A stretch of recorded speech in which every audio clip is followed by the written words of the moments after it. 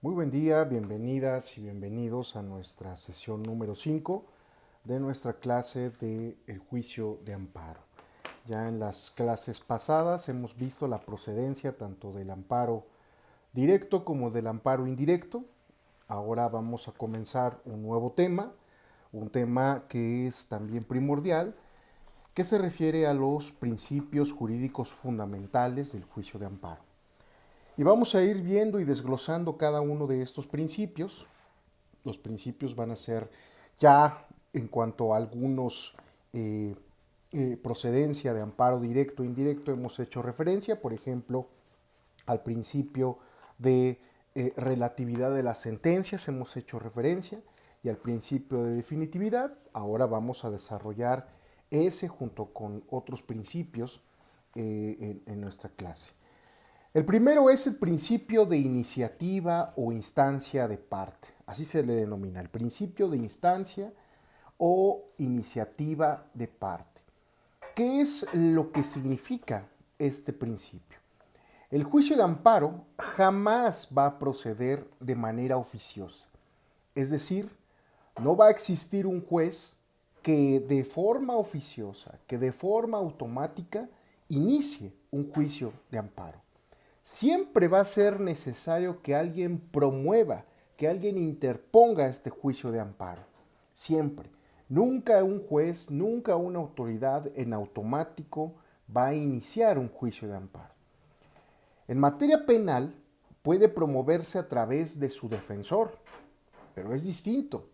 Aquí el abogado es el que tiene la facultad de poder promover un juicio de amparo. En materia penal puede ser hasta un pariente o puede ser cualquier persona. Incluso la ley de amparo dice que puede ser un menor de edad en los casos en que se permita. Es decir, siempre debe de haber una persona que lo promueva. Nunca va a ser alguien más, nunca va a ser de manera oficiosa de parte del juzgado. Este principio no tiene excepciones.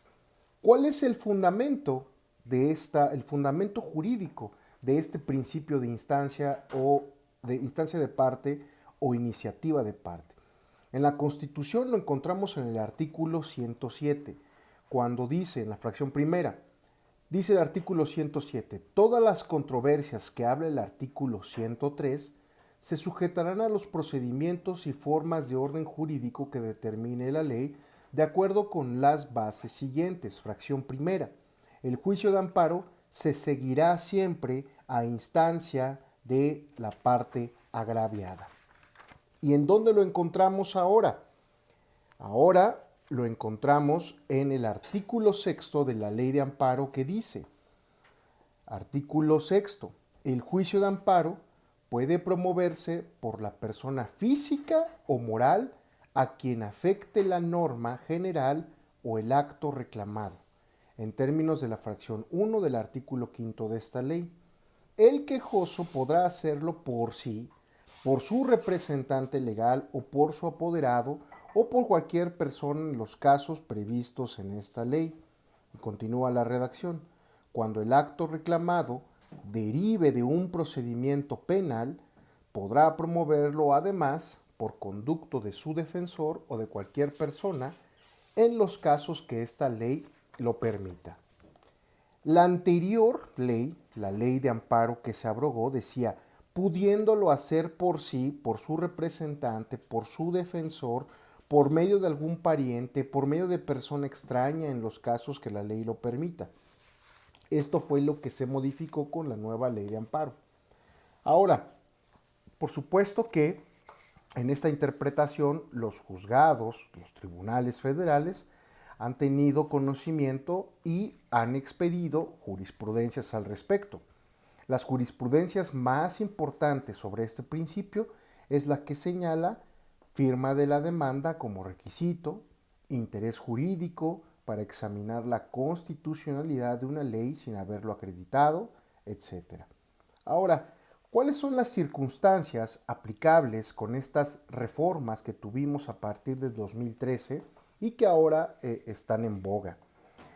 Este principio no sufre variaciones en la Constitución y por lo que vemos actualmente tampoco las va a sufrir. Lo único que va a hacer es delimitar el alcance o limitar su alcance las nuevas modificaciones que existan. La ley reglamentaria es más precisa en la forma en que alguien, y la palabra alguien va a ser la clave, promueve el juicio de amparo. Sin embargo, como este va a ser un tema que no tiene que ver con las reglas generales del principio que se estudia, sino tiene que ver más con la participación de la persona quejosa, quien va a interponer el juicio de amparo. El estudio lo vamos a hacer cuando toquemos cuando toquemos las partes del juicio de amparo. Ahora bien, cuando hay resoluciones judiciales, tiene que tener un interés jurídico. No solamente tiene que tener un interés legítimo. El interés jurídico es aquel interés que se va a tener cuando exista un procedimiento, un juicio ordinario, una demanda, es decir, cuando ya exista un juicio previo y una de las partes ya tenga acreditada su personalidad como si fuera ya una de las partes. Ese es el interés jurídico. Cuando se trate de impugnaciones en contra de resoluciones judiciales, se deberá tener el interés jurídico, no nada más el interés legítimo. En caso de no acreditarse este principio, que es el de instancia de parte, la demanda de amparo se va a tener que desechar. O si por error se hubiera admitido, se va a sobreseer el juicio, es decir, se va a cancelar, no va a tener ningún tipo de efectos. En ocasiones a esta conclusión, el sobreseimiento o el desechamiento, se va a llegar porque la firma que se asienta en la demanda fue falsa. Por lo tanto, si fue falsa y se demuestra que fue falsa, pues no se va a cumplir este requisito de instancia de parte agraviada o de la parte que resintió este acto de autoridad u omisión de autoridad. Ahora bien, de este principio, desde luego que vamos a ver el principio de existencia de agravio personal y directo. Ya dijimos que el principio 1 es el principio de instancia o de parte, es decir, siempre tiene que existir una persona que promueva un juicio de amparo. El segundo de los principios es que exista un agravio personal y directo. Y ahorita vamos a ver las diferencias. Personal y directo hacia la persona que va a presentar un juicio de amparo. Tenemos desde luego el concepto. Este principio consiste en que para que se promueva un juicio de amparo debe existir un agravio. Y vamos a conceptualizar qué entendemos justamente por agravio. El agravio es todo menoscabo, toda ofensa hacia la esfera jurídica de una persona, ya sea física o jurídica. Y jurídica entendiéndose persona moral. Un menoscabo que puede ser o no de forma patrimonial, es decir, que afecte derechos patrimoniales, pero siempre tiene que ser material, es decir, tiene que existir un agravio objetivo. No nada más es un daño de carácter subjetivo, tiene que apreciarse objetivamente. Este agravio es el que tiene que haber sido producido por la norma que se va a impugnar, por el acto que se va a impugnar o en su caso por la omisión de la autoridad que van a ser los actos reclamados. Y ese agravio va a tener que caer en una persona determinada. No tiene que ser abstracto, no tiene que ser genérico, es decir, un agravio de forma directa. Ahora bien, debe ser de realización pasada. Y puede ser no consumado quizá en su totalidad, pero tiene que estar presente, debe de ser inminente, debe de haberse producido, estarse efectuando o ser inminente. No simplemente es eventual, no nada más es hipotético. Y en este caso estriba lo que llamamos el agravio directo. Si nosotros estamos queriendo impugnar una orden de aprehensión, pero sabemos que ya existe un juez que emitió una orden de aprehensión, entonces tenemos la certeza que existe ese acto reclamado. Pero si nosotros nada más nos imaginamos y decimos, creo que tengo alguna orden de aprehensión en mi contra y voy a promover un amparo, o voy a promover un amparo por si alguien me quiere detener, eso no funciona de esa manera. Se tiene que acreditar un agravio personal y directo y tiene que ser de una realización pasada que puede ser no consumada, pero que puede ser presente o inminente, es decir, que ya esté a punto de suceder, como lo acabamos de ver de si existe una orden de aprehensión. Pero si solamente es hipotético, no procede.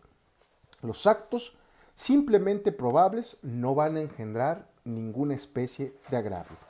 ¿Dónde encontramos esto? Lo encontramos en el artículo 107, fracción 1, que ya habíamos dicho, el amparo se seguirá siempre a instancia de parte agraviada. Ese es el fundamento que tenemos. Ahora, también tenemos al artículo 4 de la ley de amparo, que dice, el juicio de amparo únicamente puede promoverse por la parte a quien perjudique la ley, el tratado internacional, el reglamento o cualquier otro acto que se reclame. La parte a la que le perjudica la ley. Ahora, tenemos nosotros el artículo 73 cuando habla de la improcedencia del juicio de amparo y dice contra actos que no afecten los intereses del quejoso. Si en un amparo no se demuestra que existe este agravio personal, directo, pasado o presente o inminente, el amparo se va a decretar como improcedente y después veremos en las clases que vienen que la improcedencia lo que va a generar es la consecuencia del sobreseimiento. Pero además también en la fracción sexta del mismo artículo 73 de las causales de improcedencia dice contra leyes, tratados y reglamentos que por su sola vigencia no causen perjuicio al quejoso. Ya en la clase pasada vimos la diferencia entre normas autoaplicativas y heteroaplicativas, así que para este tema remitámonos justamente a esa clase. Ahora, este principio tampoco tiene excepciones. Sin embargo, las nuevas reformas dieron un alcance a este agravio personal. Sufrió una evolución importante, una evolución favorable, tenemos que decirlo, porque las nuevas reformas que están discutiéndose actualmente, ya se discutieron en el Senado y ahora están en la Cámara de Diputados, lo que hacen es restringir este principio. Anteriormente, el agravio personal se circunscribía especialmente a las acciones de la autoridad. Las omisiones eran materia de interpretación y no siempre eran resueltas en los juicios respectivos.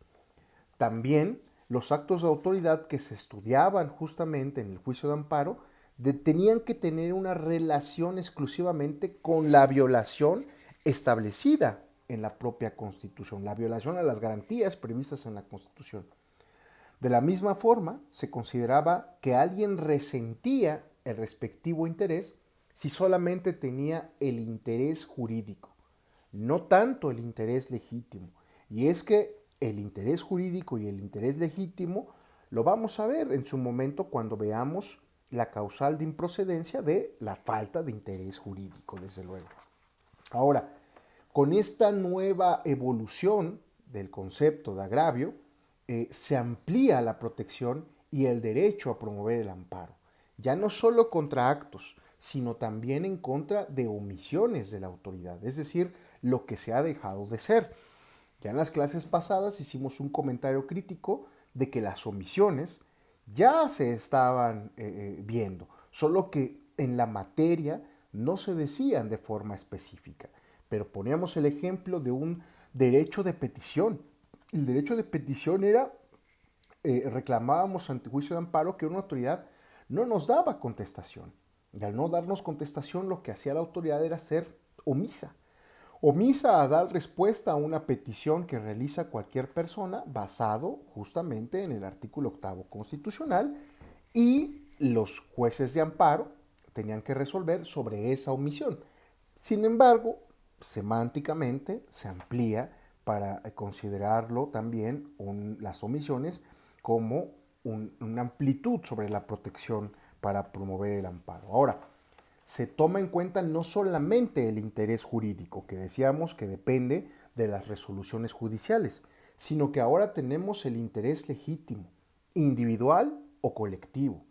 El margen protector abarca no solo las garantías individuales, como se solían decir, sino que ahora cambia la nomenclatura y ahora hablamos de los derechos humanos reconocidos en la Constitución, reconocidos en los tratados internacionales de los que México sea parte. Desde luego que ya ustedes en su clase de derechos humanos vieron justamente las jerarquías que tiene cada uno de estos derechos. Ahora bien, cuando no se acredita el agravio, el resultado es que se va a tener que sobreseer el juicio, es decir, que vamos a tener que llegar a una conclusión del juicio sin que se resuelva en lo principal. Y esto se va a tener que decretar en la audiencia constitucional. Cuando veamos las etapas de este juicio de amparo, veremos que existe una audiencia constitucional, se le llama. Este principio de agravio no solo resulta aplicable para la promoción del juicio de amparo, sino también para la interposición de recursos. Es decir, este principio va a ser aplicable para interponer juicios de amparo, pero también para legitimar cuando se trate de la interposición de los recursos, que también veremos al final de nuestra materia lo que tiene que ver con los recursos. Y a veces estos recursos no prosperan porque no son presentados por la parte agraviada en los juicios de amparo. Hasta aquí llevamos dos principios, el principio de instancia de parte y el principio de el agravio directo y personal. Pasemos al tercer principio. Este tercer principio ya lo tocamos en clases pasadas, pero ahora lo denominamos principio de definitividad y vamos a conceptualizarlo. Solo puede acudirse al amparo contra actos definitivos. Por eso es el principio de definitividad. Y un acto va a ser definitivo cuando previamente se hayan agotado todos los recursos que permitan modificar o nulificar el acto que se va a reclamar. Se trata de actos definitivos, donde ya no proceda un recurso contra ese acto que pueda modificarlo, que pueda nulificarlo.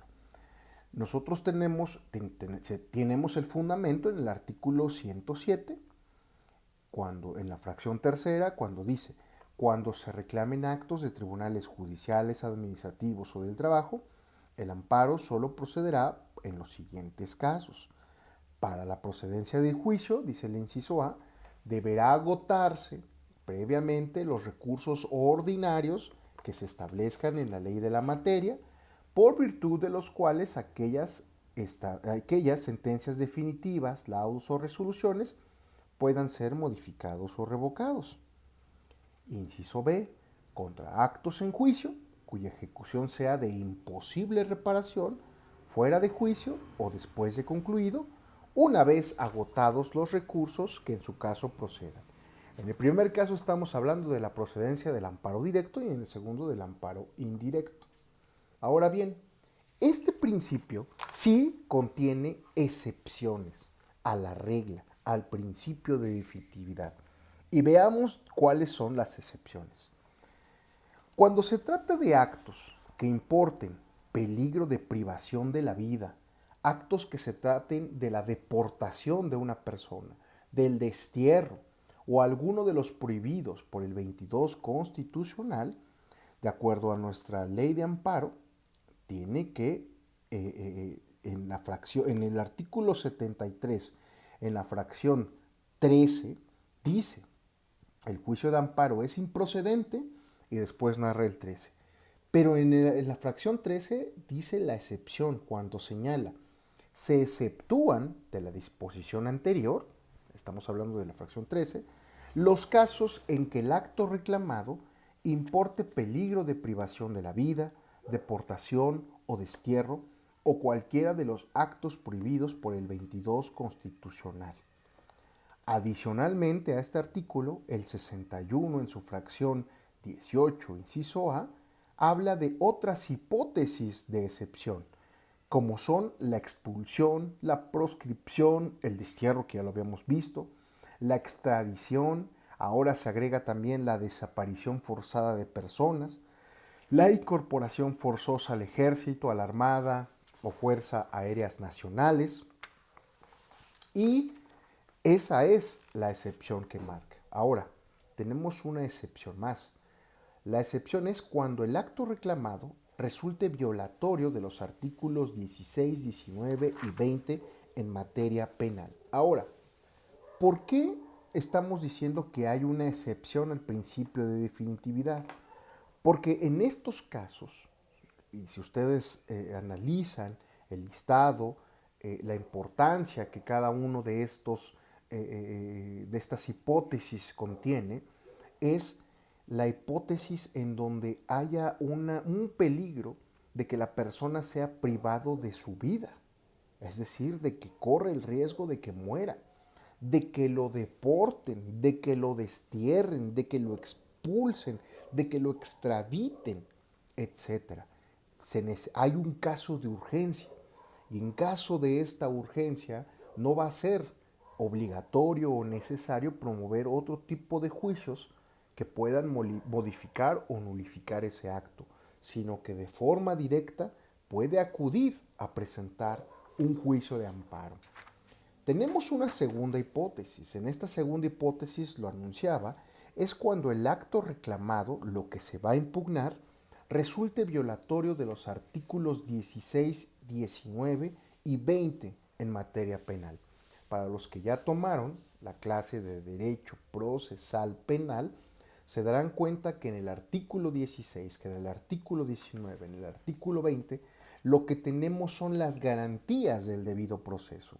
Lo que tenemos son derechos humanos consagrados de un juicio justo, un derecho de audiencia, un derecho y lineamientos fundamentales para una efectiva defensa. Ahora, cuando el acto reclamado, por ejemplo, es un auto de formal prisión, actualmente podemos denominarlo como el acto de vinculación a proceso. Formal prisión era en el sistema anterior, ahora lo tenemos como vinculación a proceso. Cuando tenemos una orden de aprehensión, es decir, cuando exista una orden de un juez de que te detengan, la ratificación de la detención, una orden de intervención telefónica, una orden de cateo penal, un auto de sujeción a proceso, una resolución en relación con una libertad provisional bajo caución, no va a ser necesario agotar el recurso ordinario de la apelación, por ejemplo, en materia penal. Va a ser optativo. La persona que sienta ese agravio personal sobre este tipo de hipótesis puede acudir de forma directa a presentar su juicio de amparo o promover, en su caso, el recurso de apelación. Ahora bien, tenemos una tercera hipótesis. La tercera excepción o hipótesis de excepción es que si el acto reclamado carece de fundamentación en materia administrativa y si ésta es señalada por la autoridad responsable hasta que rinde su informe justificado. Y lo tenemos también en el artículo 73, ahora lo tenemos en la fracción 15, que dice: no existe obligación de agotar tales recursos, los recursos ordinarios o medios de defensa, si el acto reclamado carece de fundamentación. El artículo 61, fracción 20 de la Ley de Amparo, dice: no existe obligación de agotar tales recursos o medios de defensa si el acto reclamado carece de fundamentación. Si en el informe justificado la autoridad responsable señala la fundamentación y motivación del acto reclamado, va a operar la excepción al principio de definitividad también. En los dos supuestos no va a ser necesario agotar los medios ordinarios de defensa. Tenemos una cuarta excepción, que es en caso de personas extrañas a juicio o personas extrañas por equiparación. Lo tenemos en el artículo 107, fracción tercera, inciso C, que dice: contra actos que afecten a personas extrañas a juicio. ¿Quiénes son las personas extrañas a juicio? Las personas extrañas a juicio son las que no tienen injerencia en la litis de una controversia, pero que van a afectar sus derechos. Pongamos un ejemplo. Si dos personas tienen una relación jurídica de acreedor-deudor y yo, siendo el acreedor, voy con mi deudor y le embargo bienes para que yo pueda obtener el dinero que me debe, y cuando le digo señálame bienes para yo poder embargarte, y me señala un vehículo y me dice este vehículo es de mi propiedad, embárgalo. Cuando yo lo embargo, quizá me lo llevo para tenerlo yo en depósito, y de repente llega una persona extraña al juicio que nosotros teníamos a reclamar ese vehículo diciéndome que es el legítimo propietario, y lo que hicimos nosotros fue embargarle un auto que le pertenecía a él, que es de su propiedad. Estamos afectándole su esfera porque él efectivamente acreditará que es el dueño de ese vehículo. Esa persona se trataría de una persona extraña a juicio. Cuando estamos en esa hipótesis, la persona extraña a juicio no tiene la obligación de agotar los recursos ordinarios que establezca su ley. Ahora bien, tenemos también una quinta hipótesis. La quinta hipótesis señala, y esto es en materia administrativa, cuando la ley del acto reclamado no prevea la suspensión o la prevea exigiendo más requisitos que señala la ley de amparo. Esto lo tenemos en el artículo 7, fracción cuarta, cuando dice, en materia administrativa, siempre que, conforme a las mismas leyes, se suspendan los efectos de dichos actos de oficio o mediante la interposición del juicio, recurso o medio de defensa legal que haga valer el agraviado. Es decir, cuando estamos ante asuntos de materia administrativa, no va a ser necesario que yo vaya con los recursos ordinarios que establezcan estas leyes administrativas cuando ese recurso no me permita suspender el acto reclamado, que esté suspendido mientras se resuelve. O si lo considera, que me pidan más requisitos de los que me pide la ley de amparo. En ese supuesto, yo no estaré obligado a presentar ningún tipo de recurso, sino acudir directamente con el juicio de amparo. Tenemos una sexta hipótesis. La sexta hipótesis hablamos del amparo contra leyes, contra normas generales, ya lo dijimos, pero coloquialmente decimos el amparo contra leyes, aun cuando contra el primer acto de aplicación el propio recurso sea optativo a agotarlo, es decir, yo haber puesto mi juicio de amparo directamente o el recurso ordinario que prevea. Si es con motivo de su entrada en vigor, yo no estoy obligado a interponer un recurso, porque además no estoy en medio de un procedimiento judicial, sino que yo debo de ir y acudir a presentar directamente. Lo tenemos en el artículo 73 de la Ley de Amparo, cuando dice, cuando contra el primer acto de aplicación proceda algún recurso o medio de defensa legal, por virtud del cual pueda ser modificado, revocado o nulificado, será optativo para el interesado hacerlo valer o impugnar desde luego la ley en el juicio. Tenemos una séptima hipótesis y ahora la tenemos aquí en materia familiar, en materia civil, perdónenme, en materia familiar es la que sigue. Ahora bien, en materia civil, esta es la materia civil nada más, cuando válidamente se renuncian a los recursos legales, es la misma, o en materia familiar, respecto de violaciones procesales reclamables en amparo directo, así como cuando se involucre el derecho de un menor de edad y el recurso ordinario tampoco admita la suspensión. Cuando hay procedimientos civiles, yo puedo renunciar a mis recursos. Y al renunciar a estos recursos, tengo el acceso directo a presentar un juicio de amparo. Y cuando se trate de materia familiar, va a ser procedente a que yo acuda directamente al juicio de amparo sin agotar los medios de defensa ordinarios cuando se traten de violaciones procesales que tendrán que ser reclamables en amparo directo. Ya vimos las hipótesis, algunos ejemplos, la clase pasada, de qué actos son los que podemos reclamar como actos procesales en amparo directo que van a causar un daño irreparable al quejoso. Y también en materia familiar cuando se involucre el derecho de un menor de edad y también cuando ese recurso no admita que sea suspendido el acto reclamado. Octava hipótesis o octava excepción a este principio de definitividad es cuando se reclama una violación directa a la Constitución. Y lo tenemos en el artículo 107, fracción cuarta, cuando dice: no existe obligación de agotar tales recursos, es decir, los recursos ordinarios o medios de defensa, si el acto reclamado carece de fundamentación o cuando solo se aleguen violaciones directas a la Constitución. Es decir, si dentro de mi juicio de amparo yo alego una violación directa del acto reclamado a la Constitución, no tengo yo la obligación de agotar estos medios o recursos ordinarios. Novena hipótesis de las excepciones al principio de definitividad. Si el recurso previo al amparo está contenido en un reglamento y no en una ley formal, yo no estoy obligado a presentar un recurso que esté previsto en un reglamento.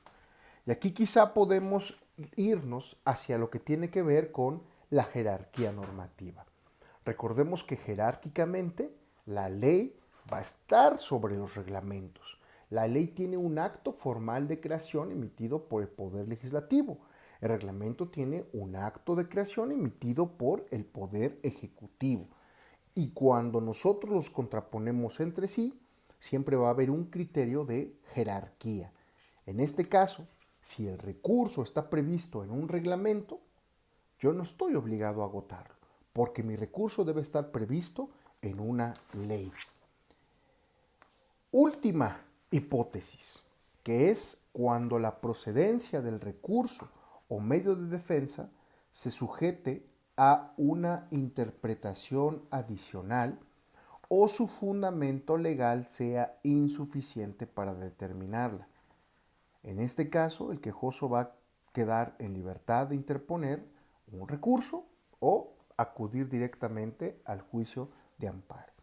Esta la tenemos en el artículo 61, fracción 18, último párrafo. Ahora, este principio sufrió adecuaciones, pues ahora ya se regula lo que anteriormente se conocía únicamente por la jurisprudencia. Se adicionó el hecho de que la procedencia del recurso no requería interpretación o fundamento adicional. En caso de no acreditarse el cumplimiento del principio de definitividad o encontrarse en un supuesto, en los casos de excepción que hemos visto, la demanda de amparo se va a tener que desechar. Y si se admitió, se va a tener que sobreseer. Hasta aquí el tercer principio que rige a los juicios de amparo. Ya vimos el de instancia de parte, el del agravio personal y directo, vimos el principio de definitividad. Ahora vamos a verificar el principio que se llama de estricto derecho y dentro de este principio vamos a ver esta facultad de suplir la queja deficiente. Veamos qué significa, desde luego. Cuando nosotros decimos que tenemos un principio de estricto derecho, significa que el juzgador se va a tener que concretar, examinar la constitucionalidad del acto reclamado a la luz de los argumentos que se van a externar en el apartado de la demanda de amparo que se va a denominar conceptos de violación. Ya en próximas clases veremos lo que tiene que ver con lo procesal del juicio de amparo, cómo elaborar una demanda de amparo. Pero en este caso hay una parte que se denomina conceptos de violación, que básicamente van a ser los hechos por los cuales uno va a sentir el agravio personal. En los conceptos de violación veremos cómo es que se formulan, tenemos que generar esa hipótesis de hecho que sucedió, es decir, el agravio personal y directo, pero tenemos que concatenarlo a la norma que estimamos que se violentó, al derecho humano que decimos que está vulnerado. Y el juzgador únicamente va a verificar esto que la propia parte quejosa le va a establecer. Si en la parte quejosa le dice, este concepto de violación es lo que quiero que estudies, el juez únicamente va a estudiar eso que nosotros le pidamos. Este es el principio de estricto derecho. Ahorita vamos a ver sus excepciones. Aquí en este caso, el órgano jurisdiccional no podrá realizar libremente un examen del acto reclamado. No podrá realizar de forma automática, oficiosa, la resolución que recurre en amparo si es que está en revisión. Pues aquí la obligación que va a tener el juzgador, la juzgadora, es limitarse a establecer si estos citados conceptos de violación van a ser, y los agravios, son o no fundados. No está legalmente en aptitud de determinar que el acto reclamado va a ser contrario a la Constitución. Por un expresamiento, por un razonamiento no expresado en la demanda, ni que la sentencia o la resolución que se va a recurrir se aparta de la ley por alguna consideración que no esté en los agravios. Él no puede decir, te faltó este agravio. No, por eso es el principio de estricto derecho. Y lo encontramos en el artículo 7, fracción segunda, cuando dice, las sentencias que se pronuncian en los juicios de amparo solo se ocuparán de los quejosos que lo hubieren solicitado, limitándose a ampararlos y protegerlos, si procediere en el caso especial sobre el que verse la demanda. No hay otro tipo de circunstancias que el juez deba decidir, sino lo que el quejoso le va a pedir en su escrito de demanda. Este principio de estricto derecho contiene excepciones. El primero de ellos es la suplencia por error en la cita del precepto constitucional violado, el error en la cita del derecho reclamado o el error en la exposición. Veamos lo que dice la anterior ley de amparo, la abrogada, facultaba al órgano jurisdiccional para corregir el error en que hubiera incurrido la parte agraviada, al citar la garantía cuya violación reclamaba. En este caso, la suplencia del error era aplicable a cualquier materia. En la nueva ley de amparo, esto se reglamenta en el artículo 76. Hay un error que se corrige, que es cuando la autoridad responsable, al rendir su informe justificado, y lo veremos cuando veremos el procedimiento, señale como autoridad al funcionario y no al órgano colegiado que representa. En su caso, aun y cuando se diga que el informe justificado lo rinde el presidente de la sala X, se tendrá como autoridad responsable a la sala, desde luego. Es el error, el suplir la deficiencia de un error de este tipo. Ahora, tenemos la suplencia en la deficiencia de la queja misma. Y esto lo encontramos en el artículo 107, fracción 2 constitucional, cuando dice, en el juicio de amparo deberá suplirse la deficiencia de los conceptos de violación o agravios de acuerdo con lo que disponga la ley reglamentaria. ¿Cuándo? Se reclamen actos que tengan o puedan tener como consecuencia privar de la propiedad o de la posesión, del disfrute de sus tierras, aguas, pastos, montes, a los ejidos o núcleos de población que de hecho o por derecho guardan el estado comunal o a los ejidatarios o comuneros. Y continúa. En cualquier materia, decíamos, cuando se trate de el error, y en este caso, la deficiencia de la queja. Ahora bien, opera la suplencia en la deficiencia de la queja en casos específicos que están señalados en el artículo 76 bis de la Ley de Amparo. Este concepto lo que va a hacer o lo que va a implicar es que el órgano jurisdiccional de manera oficiosa valore la pretensión del quejoso. Va a ver lo que él está pidiendo. Va a ver si conforme dicha pretensión y de acuerdo a su expertise, de acuerdo a su pericia en el derecho, tiene que examinar el procedimiento del que surge el acto reclamado y va a tener que suplir las deficiencias en que hubiera incurrido el peticionario, ya sea que trascendentalmente sean graves para el resultado obtenido. No obstante esta circunstancia, por jurisprudencia de la Corte, se advierte que la suplencia de la eficiencia de la queja no va a ser de forma ilimitada. Es decir, tenemos que tener un parámetro. Tiene que suplirse a partir de los conceptos de violación y en su caso de los agravios cuando se trate de un recurso. En la ley regula esta suplencia en el artículo 79, fracción 1, cuando dice: en cualquier materia, la suplencia de la deficiencia, cuando el acto reclamado se funde en normas generales que han sido consideradas inconstitucionales por la jurisprudencia de la Suprema Corte de Justicia de la Nación y de los plenos de circuito.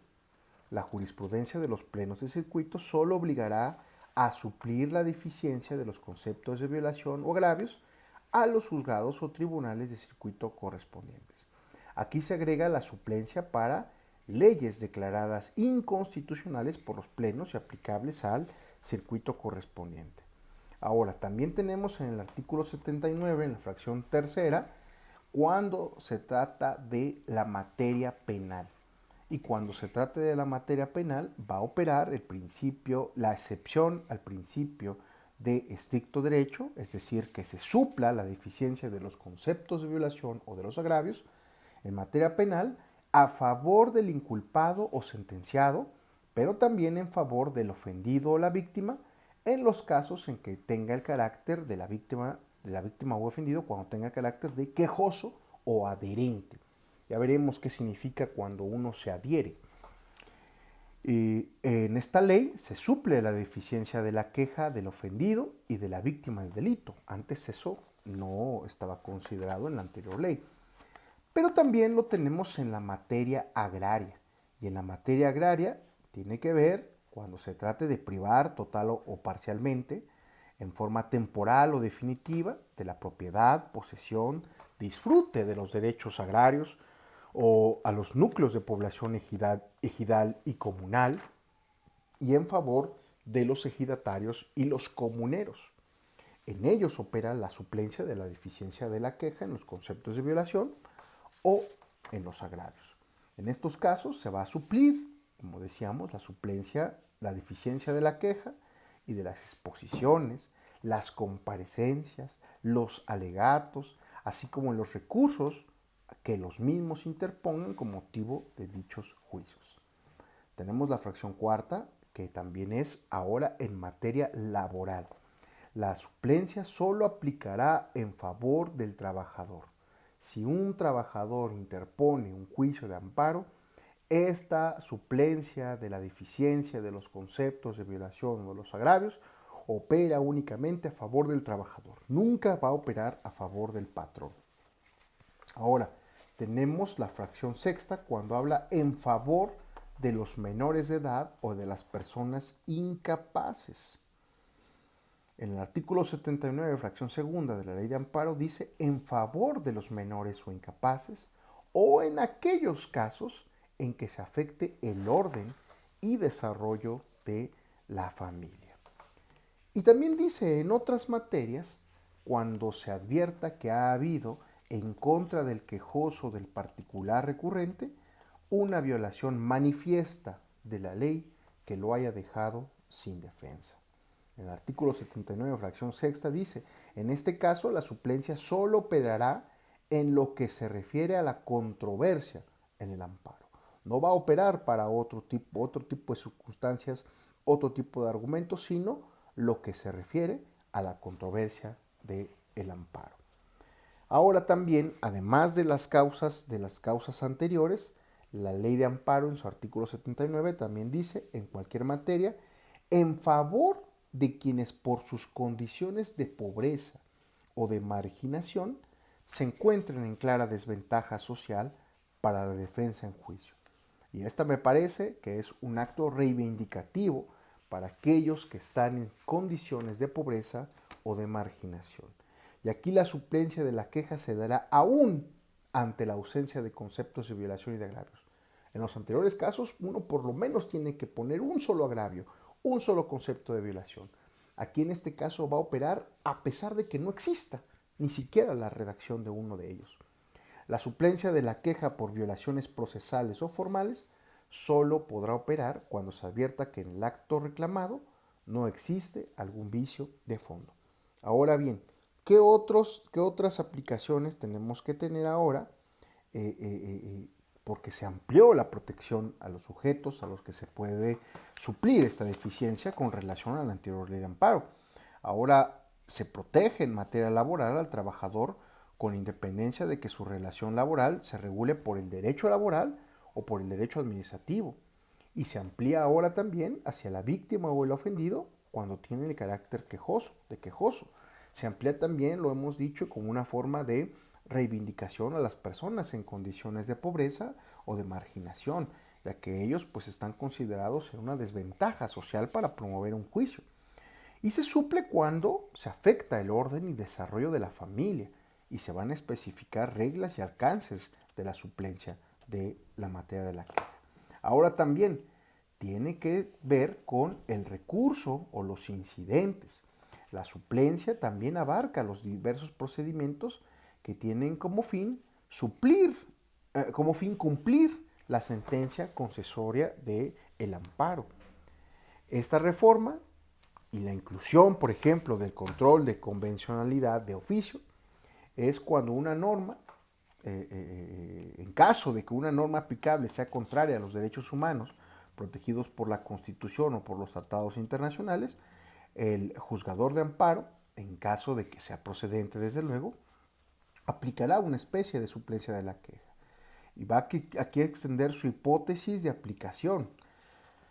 El tema concreto de aplicación de este control de convencionalidad, vamos a verlo con más detalle en el apartado de la sentencia, cuando veamos el tema de las sentencias. Ahora, vayamos al quinto principio, el principio de relatividad de las sentencias de amparo. También ya lo habíamos comentado en la procedencia del amparo indirecto y directo.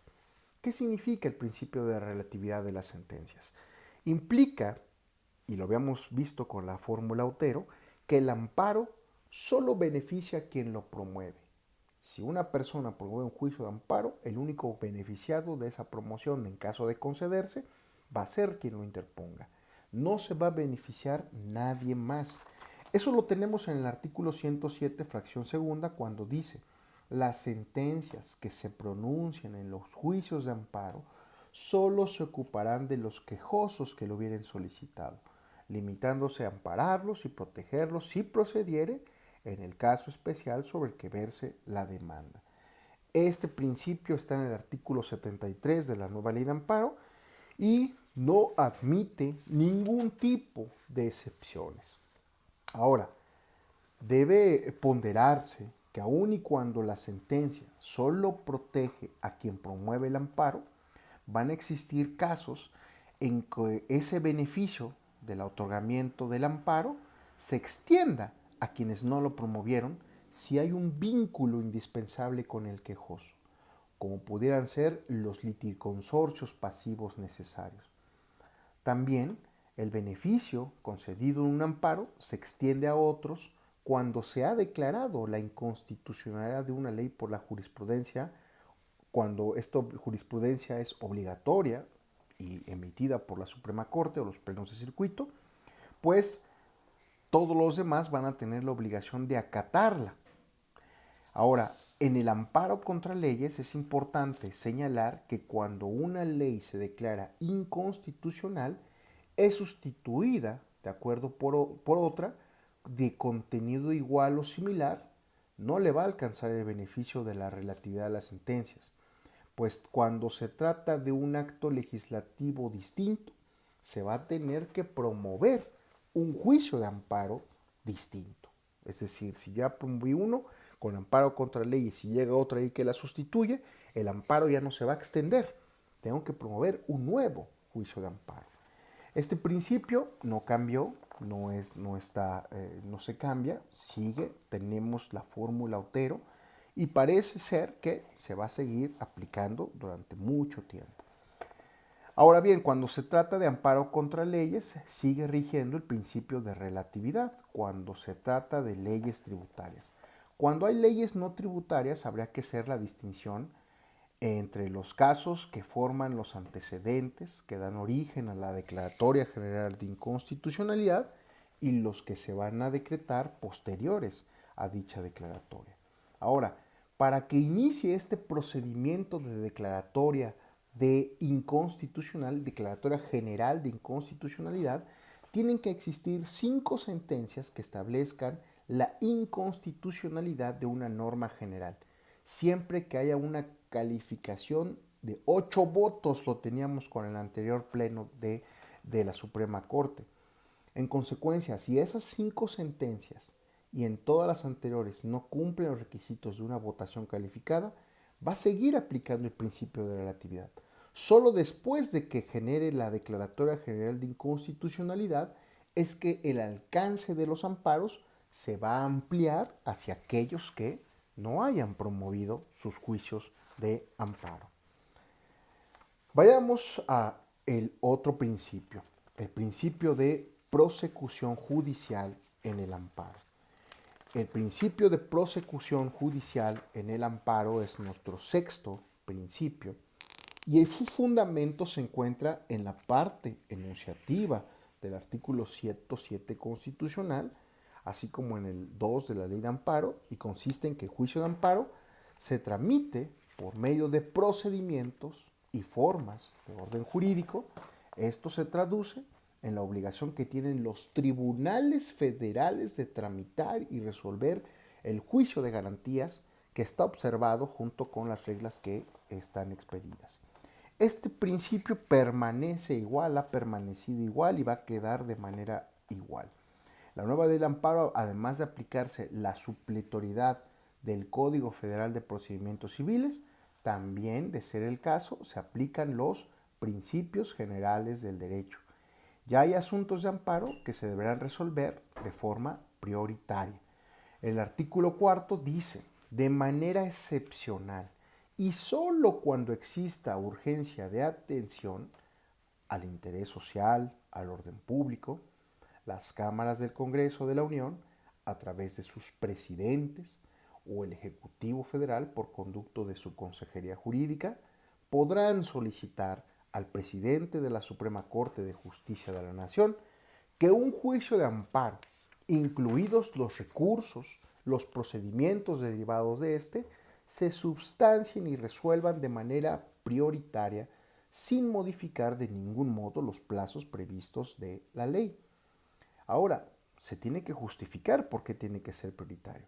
Primero tiene que tratarse de amparos promovidos para la defensa de grupos vulnerables.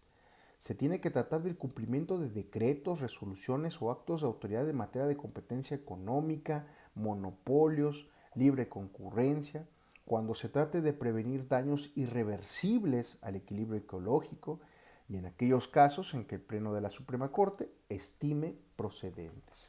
Ahora, hubo justamente un propósito de modernizar el juicio actual, es decir, hacerlo más ágil. Se creó lo que tiene que ver con la firma electrónica, las notificaciones electrónicas, se sanciona a todas las partes por el retardo malicioso de un juicio, es decir, las famosas chicanadas. El procedimiento de cumplimiento de la sentencia se hace abreviado y se sujeta a un mayor rigor de responsabilidades de las autoridades que los tienen que tramitar, desde luego. Ahora bien,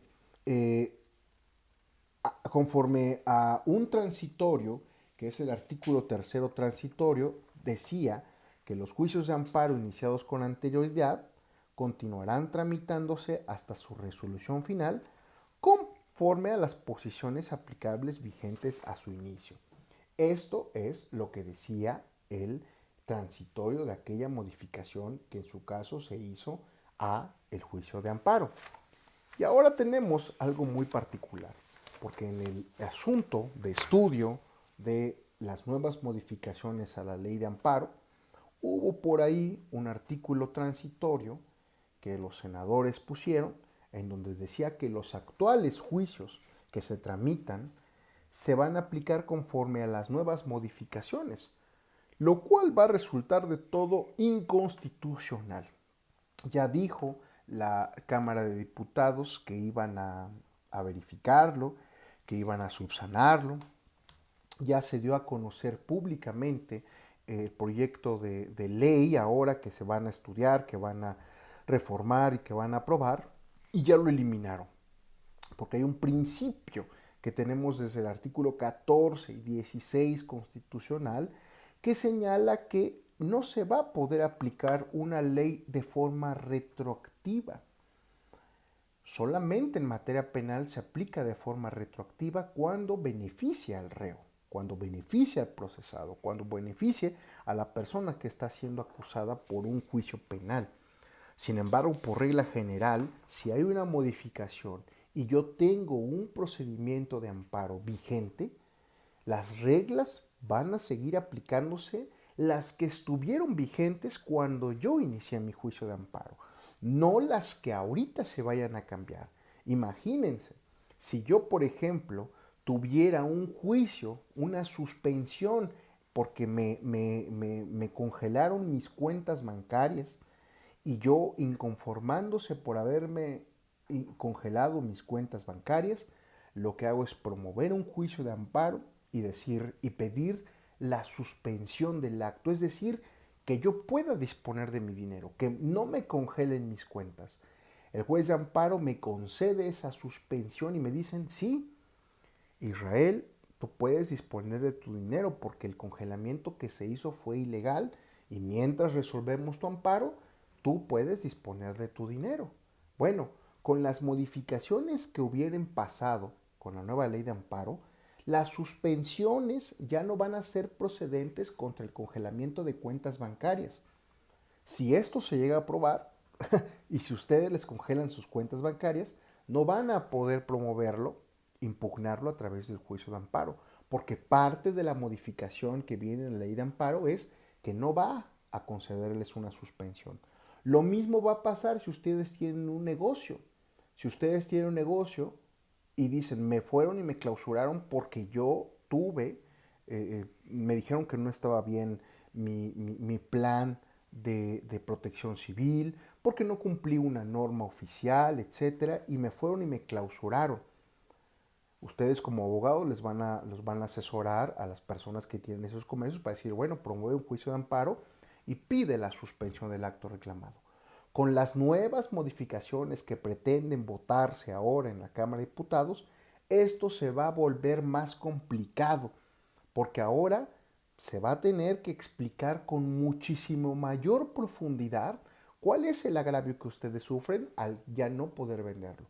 Parecería un absurdo, pero de concretarse estas reformas, lo que vamos a tener presente no es una evolución del juicio de amparo, sino una involución.